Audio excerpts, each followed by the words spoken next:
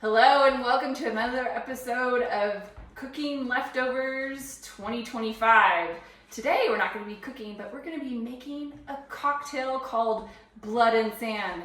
But wait a second, Christmas is over. What am I doing with this hat? Let's throw it out and let's usher in the new year. So what goes into a Blood and Sand? Well, a couple of things, all very spirit forward. So it comes with a blended scotch. We're going to be making some variations, which I'm going to talk about in a moment. Also a sweet vermouth. We found a really nice label out in Pennsylvania that we're going to be trying, as well as a cherry liqueur. Cherry Harding is the recommended one, but like I said, this is leftovers. We're dealing with what we've got, so we're going to actually use some non-alcoholic grenadine syrup to go in there. And what makes it a leftover?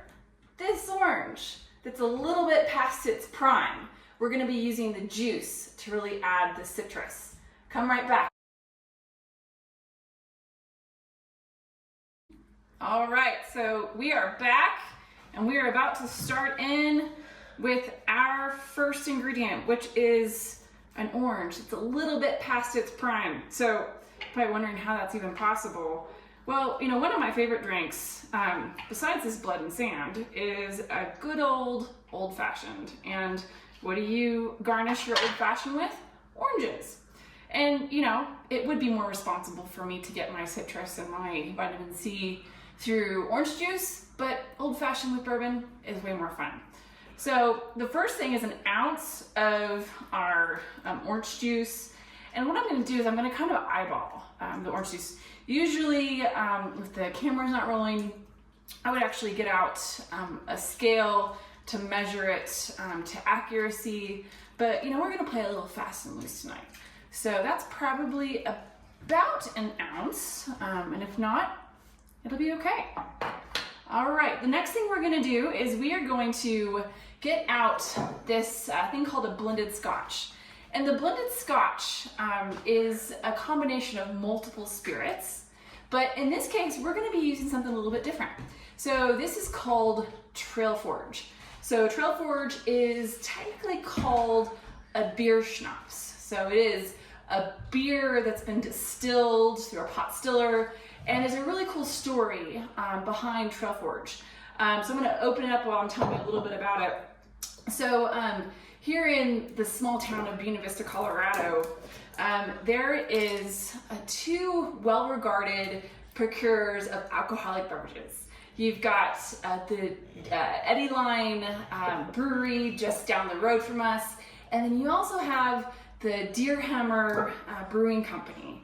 And a few years ago, I can't believe this happened, but back in 2008, the Eddie Line Brewery Company actually brewed too much of their Crank Yankee IPA.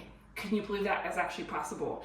And they wanted to figure out what to do with it. And so they called up the buddies also down the road over at Deer Hammer Distillery to say, hey, could we use some of this Crank Yankee? And so they put it into aged whiskey barrels, and you now have this output. The cool story about this particular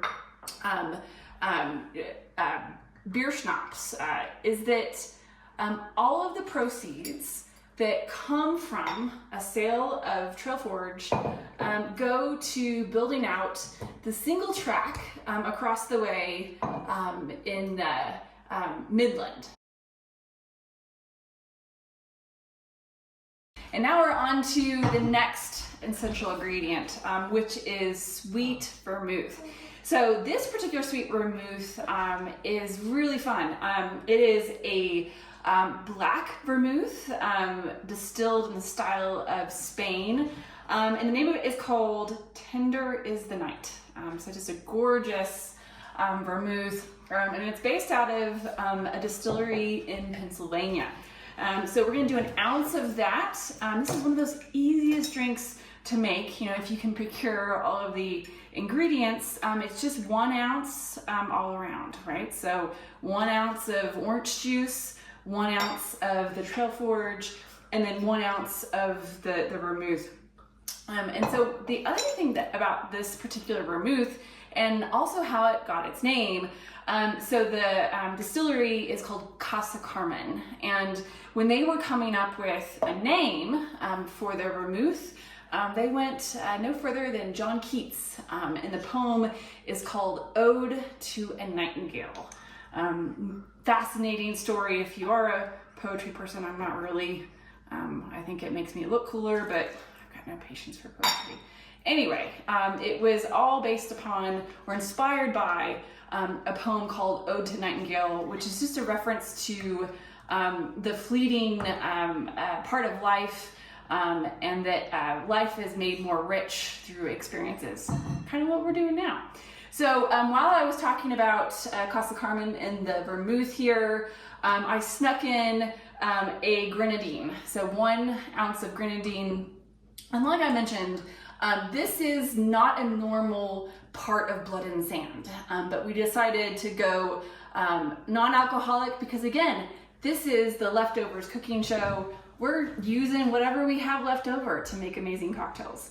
So we're well on our way. We're almost done. So we've got the scotch, we've got the liqueur, also the grenadine, we've got the sweet vermouth, and we've got the orange juice. And so now, what do? We do the fun stuff. This is why I think so many bartenders get into the biz, especially if you've got muscles, which I don't.